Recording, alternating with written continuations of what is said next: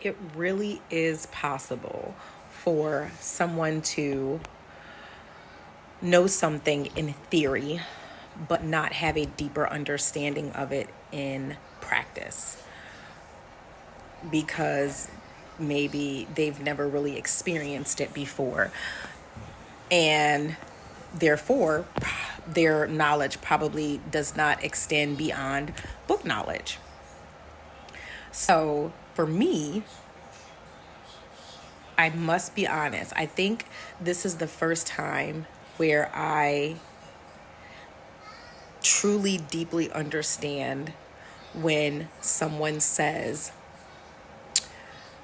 to allow your feelings to pass through you, and not allow it to live with you and create permanency.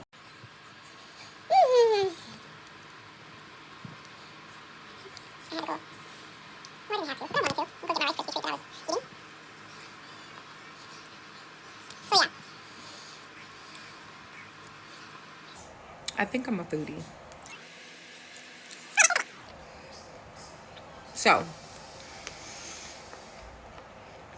yes. So I'm finally realizing, and I'm so grateful for it. I wish I understood it back then, but better late than never. But better late than never.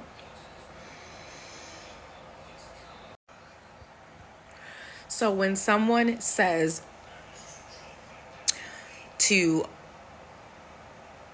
allow your feelings to pass through you, allow yourself to feel those emotions from an experience or an event, not suppress them, acknowledge that they are there, but do not allow it to take a precedence.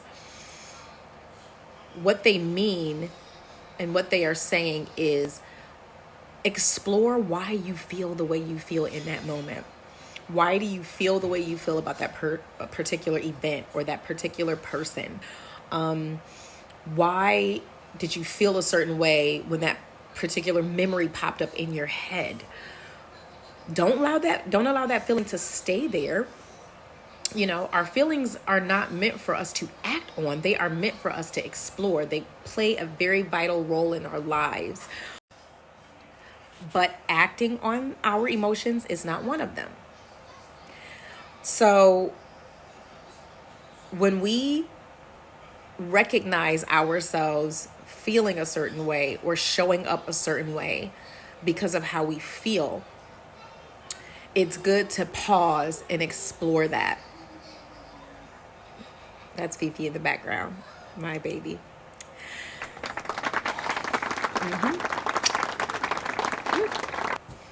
I haven't had Rice Krispie treats in a long time.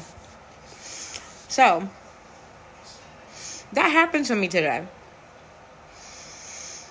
Oh my God. Eat your food, A particular Eat your food, then talk. memory popped up in my head. Not from childhood, but a fairly recent memory. And when I remembered it, I started feeling a way.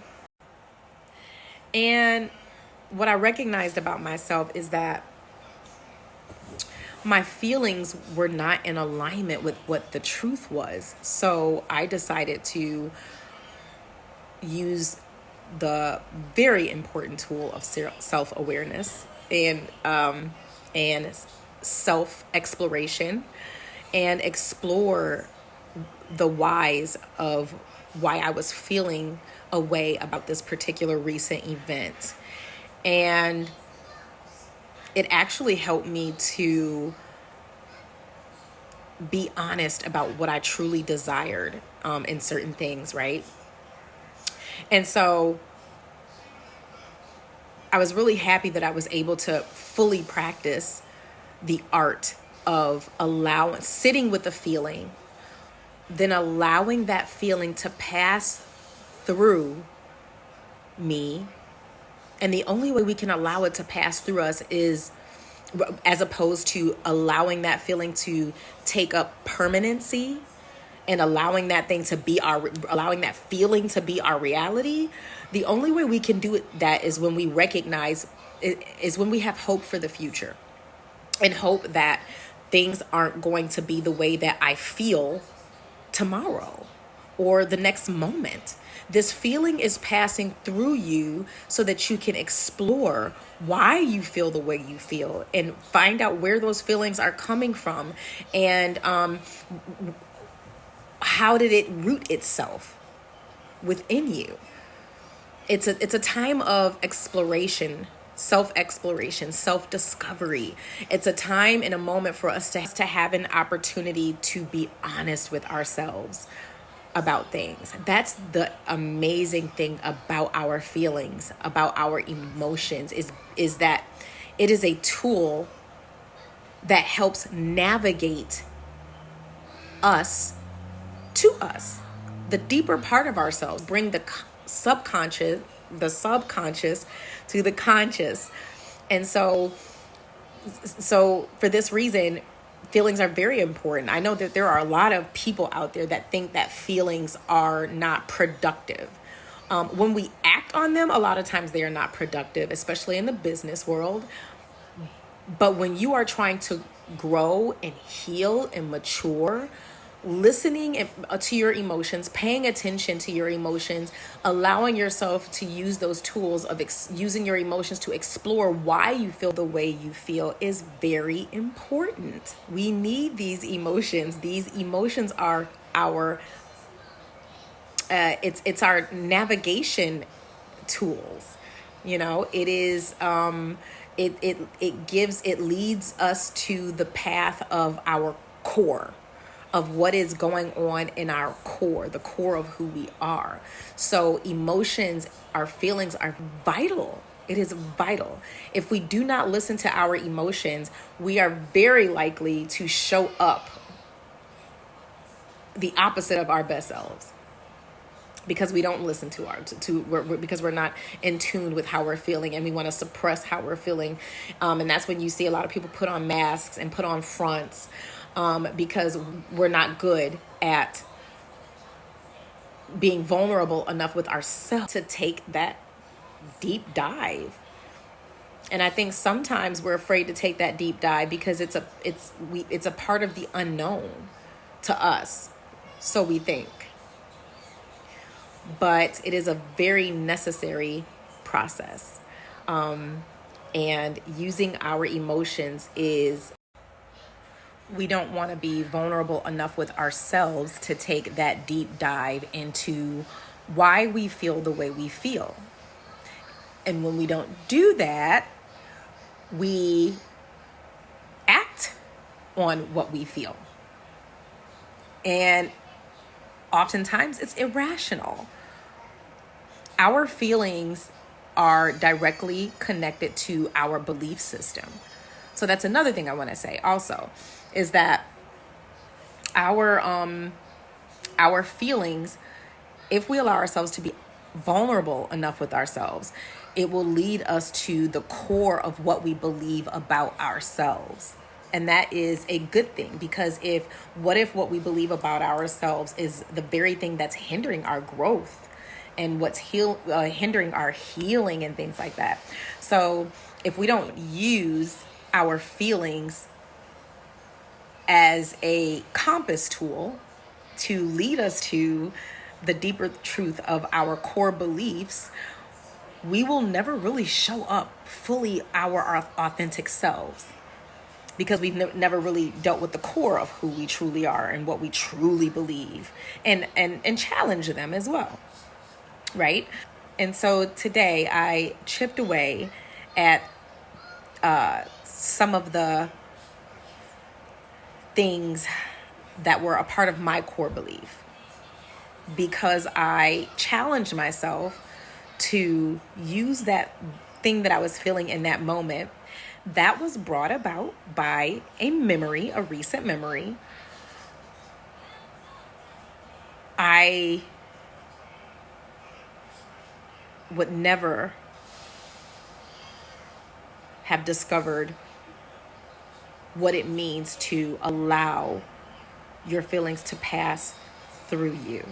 I still would have only understood it from a theory, from a theoretical framework, and not actual practice, if I had not done that in my life, or had to use that right now in my personal life.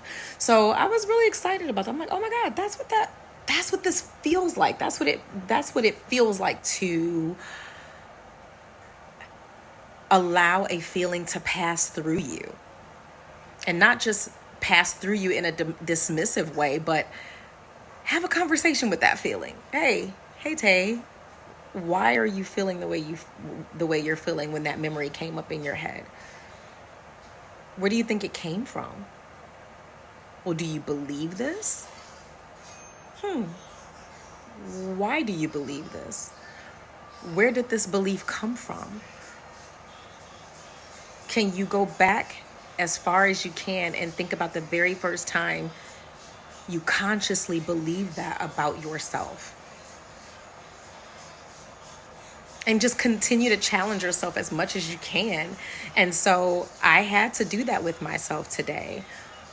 Now, we all know it is not easy for us to confront ourselves, but we do it so that we can grow, and so that we can flourish, so that we can heal, so that we can be productive when we step outside of our homes and when we enter into our workspaces and our community spaces out in society. It keeps us authentic, and it keeps us productive when we do that kind of work, when we do that deep dive into ourselves, when we use our feelings as a tool to navigate us to the deeper, most authentic parts of ourselves, and to challenge our core beliefs, the beliefs that were hardwired into us, and start challenging some of that stuff, and digging up a lot of the things that we're told about, and that we subconsciously believed, and how, different scenarios or experiences that we have had over the years just solidified and confirmed these beliefs. So that's it. That was I wanted to share that, because I don't know how many people, I don't know if that's something that people automatically know how to do when people say, allow your feelings to pass through you.